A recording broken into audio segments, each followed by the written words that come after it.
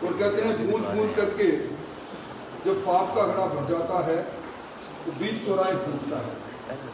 अब इस सरकार के कर्मों को जनता के बीच में इस पाप के घड़ों को फोड़ने का वक्त आ गया और इसीलिए हम सब लोग एक जन आंदोलन की आगाज इस परिवर्तन की धरती सीकर से, क्योंकि सीकर के बारे में इतिहास लिखते हैं कि चाहे राजतंत्र हो चाहे लोकतंत्र की लड़ाई लड़ने की बात हो, हर एक लड़ाई सीकर से लड़ी गई और सीकर की ये वीर प्रसूता भूमि, यहाँ के कार्यकर्ता और यहाँ के लोगों में जो जागरूकता है, उसी कांड से लक्ष्मणगढ़ से हम 17 तारीख को इस सरकार को ललकारने का अभियान प्रारंभ कर रहे हैं। योजना बनेगी, रचना बनेगी, किस किस मंडल से किस किस प्रतिनिधि द्वारा कितने कितने लोगों के साथ पहुंचा जाएगा। ये 3 जिलों के अंदर, शेखावाटी के मध्य के अंदर लक्ष्मणगढ़ है, हम चूरू के लोग भी आज रचना करके वहां पहुंचेंगे, झुंझुनू के लोग भी पहुंचेंगे, पर सबसे बड़ी भागीदारिता सीकर जिले की रहे, इस उम्मीद और आशा के साथ हम आए हैं। आप सबको मालूम है कि अब लोग अन्याय और अत्याचार से तंग आ चुके हैं। कानून व्यवस्था सरकार बना के रखे और संवेदनशील पारदर्शी शासन देने का वादा जिस सरकार ने किया था, मैं कोई लंबा वक्तव्य नहीं दूंगा, परंतु पहली बार हम देख रहे हैं कि शेखावाटी के अंदर पुलिस से ज्यादा मजबूत गैंग है। गैंगस्टर जेलों में बैठकर रंगदारी वसूल करने का काम कर रहे हैं। चारों ओर माफियों का राज है।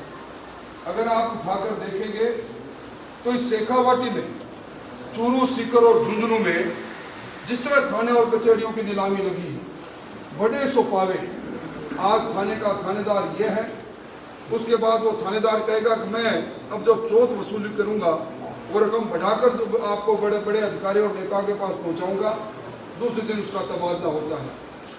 और इसी बीच के अंदर हमने देखा इस बार इंद्रदेव कुछ ज्यादा ही कृपालु हो गए। खड़ी खड़ी हमारी फसल अतिवृष्टि से समाप्त हो गई। SDRF का एक फंड बना है जिसमें 60% पैसा केंद्र सरकार का है, 40% पैसा राजस्थान सरकार का है। हमारे शासन के अंदर आपको याद होगा, प्रेम सिंह जी को याद होगा, गोवर्धन जी को याद होगा, एक बार इस प्रकार की स्थिति ही विधानसभा का सत्र चल रहा था। मुख्यमंत्री वसुंधरा जी को जब हम सब लोगों ने कहा कि किसान बर्बाद हो रहा है, उन्होंने कहा विधानसभा सत्र 3 दिन के लिए स्थगित करते हैं, आप इलाके में जाओ और किसान के हालात और उसे सहानुभूति के साथ रिपोर्ट लेकर आओ और उसके बाद 13,500 रुपये प्रति हेक्टर की राशि का भुगतान राजस्थान के सब जिले में।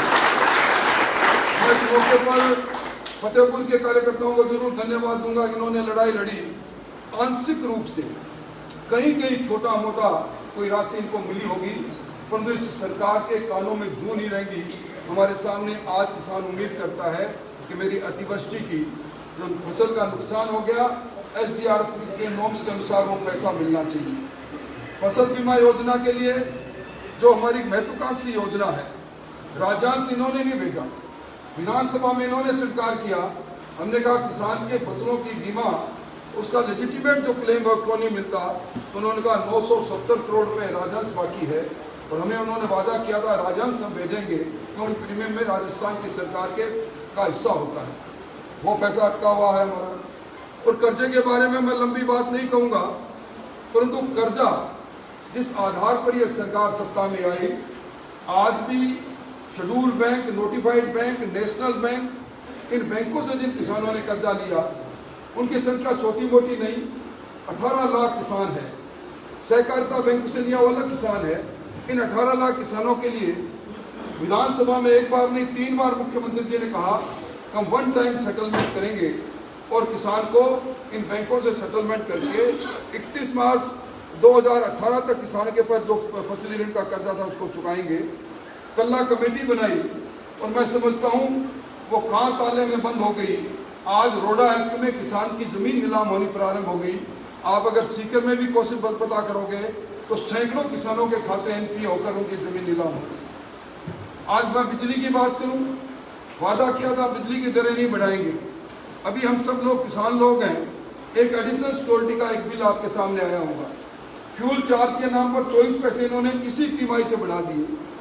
अडानी टैक्स के नाम पर कोयले की खरीद की दरों में अंतर आया और सुप्रीम कोर्ट में मामला गया, इन्होंने पैरवाई नहीं की और 7 पैसे प्रति यूनिट 60 महीने के लिए राजस्थान के 1 करोड़ 39 लाख उपभोक्ताओं को देना पड़ेगा इस सरकार की हालत।